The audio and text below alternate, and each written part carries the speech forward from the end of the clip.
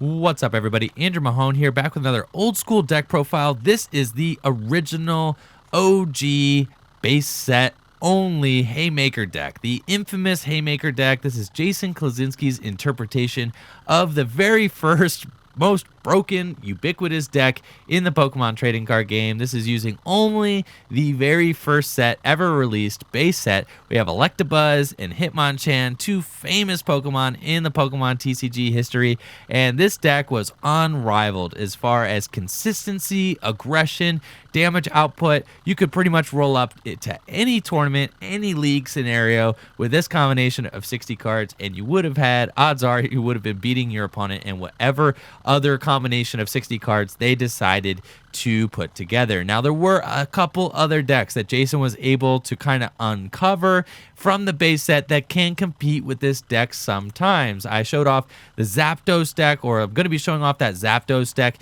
very soon. Zapdos, Buzz Zap, Electrode is a very cool deck that can compete with the Haymaker. I actually just played a series with it the other day, and Zapdos was able to take a best out of 3 against Haymaker, so that was really exciting. And there's also an Alakazam Gyarados deck, funny enough, that can compete with Haymaker as well. But those are really the only decks. There's not that much diversity in the very original base set. Most base set games, if you want to get the true base set experience, are going to be Haymaker mirrors. And as funny as that may sound, you know, you're just playing these busted cards, just kind of beating your opponent up with energy removals, super energy removals, plus powers, and things like that. It's actually a lot of fun to play. Usually, if I'm just like sitting around, goofing around with my friends, playing some cards, I'll challenge them to a Haymaker mirror because I find them very fun and very entertaining. I'll be trying to upload some of those shortly. I do have multiple Haymaker decks built, so I'll be trying to show off some gameplay action of those as well. But I wanted to show off the deck list first to show you guys this is kind of the epitome of the base set format of the very first set of Pokemon cards ever released. This combination of cards kind of outpaces every other combination you could come up with as far as consistency, damage output, aggression. You're just taking the best cards in base set and slamming them all into a deck together. So let's check it out, just see what makes the Haymaker deck so famous in the first place. We've got 4 copies of Electabuzz here and 4 copies of Hitmonchan, and these two are kind of the crown of the Haymaker deck. Eventually, Scyther will get released in Jungle, which actually nerfs Hitmonchan a lot because Scyther resists Hitmonchan, and resistances are by 30 in the original base set format. However, Scyther doesn't get released until Jungle, so a base set only, you have to play Doduo. Doduo resists Hitmonchan. Some players would actually choose to play Farfetch'd instead. Farfetch'd had an attack for 1 energy, it did 30 if you flipped a heads. You couldn't use the attack for the rest of the game, so that was like not that great. And then its other attack cost 3 energy, which means that you had to play double colorless energy. And I think that actually, Jason points out that makes the deck a little less consistent having to play double colorless energy. So you're better off just going with Doduo. You know, it has a huge minus 30 resistance to Hitmonchan and free retreat to boot. Fury attack, not a horrible attack, nice usable attack for just 1 energy, and with plus powers can actually put out some damage. Then we also play 1 copy of Chansey, and that's it for the Pokemon. So this is the Haymaker Pokemon cast. Let's talk about these Pokemon a little bit. First of all, Electabuzz is amazing. Electabuzz is great because not only does it pack a decent amount of hit points at 70, 70 is very high for a basic Pokemon. It also has got 2 incredible attacks. Thundershock, flip a coin if heads, the defending Pokemon is now paralyzed. You can win and lose games on Thundershock flips. Doing only 10 damage might not seem that significant. However, you figure if you could flip multiple heads in a row while Thundershocking, you could easily build up to a Thunder Punch, which for 2 energy says flip a coin. If heads, the defending you do 30 plus 10 more damage to the defending Pokemon. If tails, you do 30 and then 10 to yourself. So you can easily stall a few turns with Thundershock and then Thunder Punch for knockout, for big knockouts on the defending Pokemon. Thundershock is just an essential attack. It kind of defines the Haymaker deck, being able to paralyze and stall for turns, forcing your opponents to play scoop ups and things like that, or switching cards. Thundershock is an awesome attack, and Electabuzz really is just kind of your premier attacker in the base set format. It's your premier attacker in the Haymaker deck. Just having that 1-2 punch of Thundershock, the status condition to boot with Thundershock, only 10 damage, but that status condition is so huge, 70 hit points, and then Thunder Punch being able to dole out 40 damage for only 2 energy is just the best energy to damage output ratio in the game at this point. With the smallest amount of drawback, only doing 10 damage to yourself is fine. A lot of times you'll find yourself in scenarios where you need to guarantee 40 for a knockout, so you'll attach plus power to it anyway and just Thunder Punch, and then if you flip a heads, it didn't matter, and if you flip a tails, you take 10 damage, but you still end up doing 40 damage to the active Pokemon to take that crucial knockout. So Electabuzz is kind of your premier attacker, who is kept completely in check by Hitmonchan. These two are the perfect 1-2 punch because Hitmonchan counters Electabuzz perfectly, right? If Electabuzz could deal the most amount of damage for the least amount of energy, Hitmonchan puts Electabuzz in check by dealing 40 damage with that jab attack because of Electabuzz's weakness. Jab for 20 is just great vanilla damage output. 1 energy for 20 damage is great. You almost never build up Special Punch, even though you could in some scenarios. It will happen, though very rarely. Usually you're just going to be jabbing. You want to be jabbing into Hitmonchans or Electabuzzes because Hitmonchan keeps Electabuzz in check. You don't want to bring Electabuzz up against Hitmonchan usually because he's going to be taking a ton of damage from that jab attack. Just 2-hit knockouts for 1 energy. Hitmonchan trades incredibly with Electabuzz. So a lot of base set format, a lot of the Haymaker mirror will just be jab on jab action. You're just going to be jabbing each other, and then maybe you'll come up with a Thunder Punch and try to finish the opponent off or something like that. But as soon as the Hitmonchans hit the field and start dealing huge amounts of damage to Electabuzz, that's when we reach for our Doduo. So you can see we've kind of formulated a triangle here. In the jungle base set, format, in the jungle version of Haymaker, obviously Scyther takes Doduo's place and creates a more perfect triangle since Scyther is a much more valid attacker than Doduo, but Doduo completes that triangle here, is weak to Electabuzz, so easily gets knocked out by Electabuzz, but Hitmonchan has a horrible time dealing damage to Doduo. So I love that Doduo has free retreat as well. It can allow you to pivot strategies to whatever your opponent happens to be doing or throwing at you, and usually will not get knocked out by a single Thunder Punch. Since plus power gets put into effect after weakness and resistance, your opponent would need a Thunder Punch plus 3 plus powers to knock out a Doduo. So usually Doduo will survive a Thundershock. Thundershock has a hard time knocking out Doduo. A Thunder Punch clearly knocks out Doduo in 1 hit, but usually Thundershock will have a hard time knocking out Doduo. Thundershock needs 3 plus powers in order to take that 1-hit KO on Doduo, and Doduo perfectly walls against Hitmonchan while chipping away. Being able to do, on average, 10 damage for 1 energy is not bad. Sometimes you'll get that bonus 20 damage, and that's awfully nice. An interesting inclusion of Jason's is the 1 copy of Chansey, and Chansey is here really to help against those Zapdos decks, things like that will try to last your hand away and just take big knockouts with big heavy-hitting Pokemon like Zapdos very easily.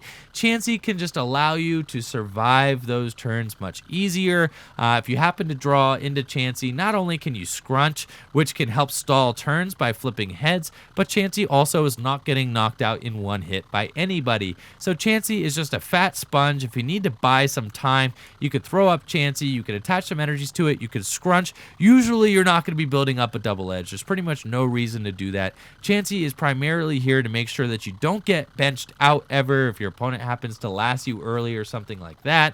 It's just a great fat sponge here. 6 prizes is really hard to take in base set format, and Chansey just makes it a little bit harder. So a nice defensive Pokemon there. Scrunch can make you invincible for a turn if you happen to flip a heads. A really neat inclusion by Jason. This makes it much more difficult for a deck like Zapdos to be able to sweep your team if you do have Chansey at your disposal. So that's it for the Pokemon. Let's move on to look at the trainer cards. Now the trainer cards are a little bit interesting here. If you took a look at the Zapdos deck profile that I uploaded, this is going to be much different because we're not playing all those 4-ofs. It's a much more conservative It's a much more diverse set of trainers that is trying to be more conservative and not just burn through your deck and deck out as easily. Played 2 copies of Computer Search as compared to Zapdos's 4. 3 copies of Gust of Wind, 3 copies of Scoop Up, 4 copies of Energy Removal, 2 copies of Lass, 2 copies of Super Energy Removal, 3 copies of Energy Retrieval, 4 copies of Plus Power, 3 copies of Item Finder, 4 copies of Bill, and 3 copies of Professor Oak, and that's it. You can see that this set of trainers is just much more conservative than the Zapdos deck. And that's because a lot of Haymaker mirrors are about just not decking out. So you want to make sure that you don't deck out in order to outlast your opponent. You're not going to be playing a lot of Professor Oak. You're not going to be playing a lot of Computer Search.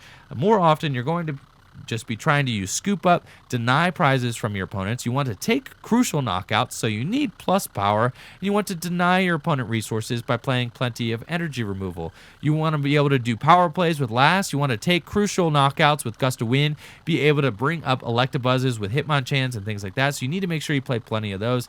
And then Bill, unlike Professor Oak, Bill allows you to keep your resources in your hand while growing your hand size, and Professor Oak is very destructive. So, because Professor Oak discards so many cards, it's not always the ideal card to play. Usually, Oak will be ideal if you're like about to get benched out, or if you only have Professor Oak in your hand, then obviously it's time to Oak and draw new cards. But otherwise, if you have a big hand and you want to draw more cards, you're going to be playing Bill to try to refill your hand size up to that crucial amount. We play 3 copies of Energy Retrieval just because energy removal is so rampant in this format. So being able to get those energy back from the discard pile is essential, and you want to get back the correct energy. So energy retrieval is cool because not only does it allow you to replenish your energy, but allows you to handpick the ones that you need. So a lot of times you'll be promoting an Electabuzz. You might not have electric energy in your hand, but you can energy retrieval and get one and attach it to that Pokemon. Likewise, if you happen to have a Hitmonchan in the active, you need the fighting energy, you could go get that fighting energy you discarded earlier with energy retrieval. So it allows for some nice flexibility with the dual type deck as well. Only 2 copies of Computer Search. Usually you won't be needing this card too much. The deck kind of runs itself. You saw very simple. I mean, we have 1 energy attackers. We have Electabuzz. We have Hitmonchan. How complicated does the deck get? It's not like Zapdos where we have to set up all these stage 1s and things like that.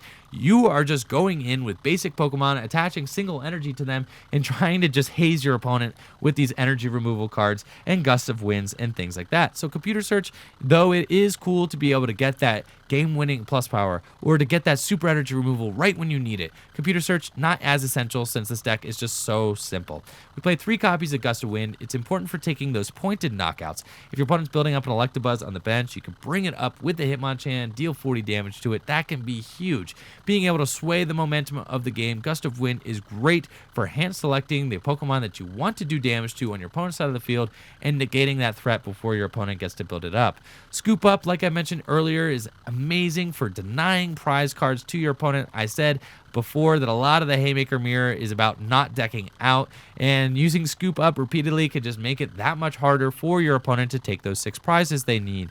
And additionally, since all the Pokemon in your deck are just these simple 1 energy attackers, Scoop Up, the discard clause from Scoop Up does not really matter. You have to discard your energy attached to the Pokemon when you do scoop it up, but it's very easy to just lay down another Pokemon and continue plugging away since all your Pokemon's energy costs are all 1 or 2, so that's very great.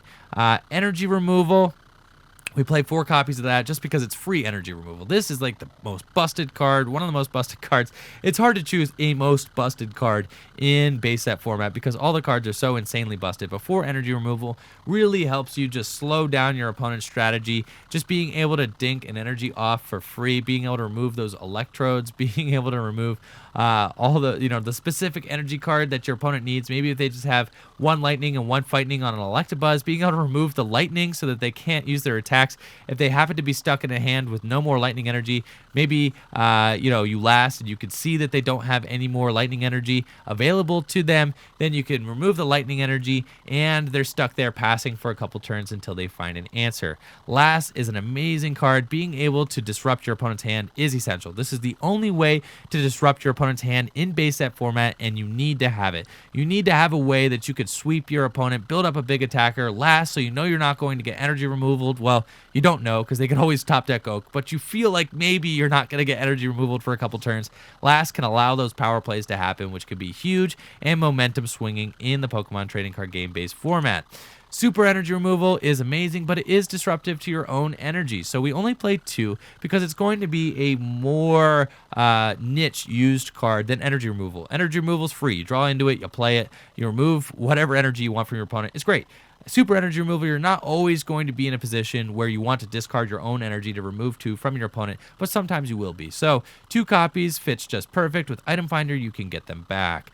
I already talked about Oak and Bill, but plus power is amazing. Just being able to take those game-winning knockouts.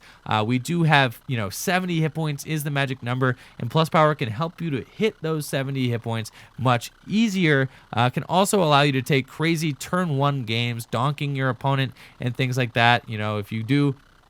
If you happen to be starting out against a Pokemon that you can knock out with Hitmonchan, you can play the plus powers. You can only do 60 damage on turn 1 with the Hitmonchan because unfortunately plus power gets attached to the Pokemon, so you can't item finder. You can't play 5 plus powers in one turn. You can only play 4 plus powers in a turn is the max number of plus powers you can play, but it does allow you to take some early aggressive plays. Also helps you just kind of finesse your math later in the matchup so that you're taking those perfect knockouts when you need to on time, and being able to item finder for them is great. I've talked about item finder a lot. Item finder is just, it makes the most out of all your resources. Very much like Puzzle of Time would in standard format, or Versus Seeker or something like that. Really helps you just put on a lot of mileage. Being able to scoop up 6 times throughout the course of the game is insane. Can really deny your opponent some prize cards. Being able to use energy removal up to 7 times throughout the course of the game.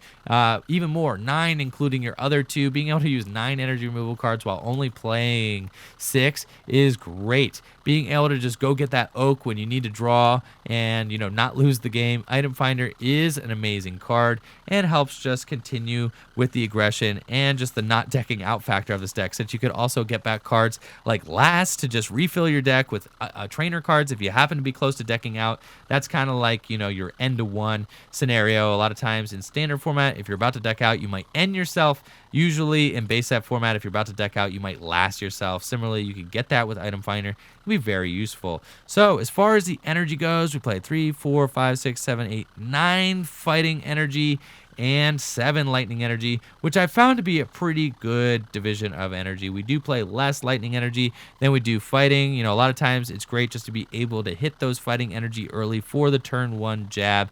Also, you can use fighting energy to power up Electabuzz's Thunder Punch attack, so you can get more mileage out of fighting energy used on Electabuzz that way. And then, as I said before, energy retrieval can really make it so that you can kind of hand select what type of energy you want from the discard pile later in the game. So that's it for the original base set Haymaker deck, the world's very first, most powerful deck in the Pokemon trading card game. I really think this deck is a lot of fun to play. I think mirror matches are pretty skill intensive and can, be very entertaining, amongst friends. So I think they're very fun to play. Going to be trying to show off some of those to you guys in the weeks to come, as well as base set Haymaker versus that Zapdos deck that I showed off as well. So thank you all for watching the video. Make sure to let me know, what do you guys think of this original base set format in the comments below. Make sure to like the video, subscribe to the channel. Peace.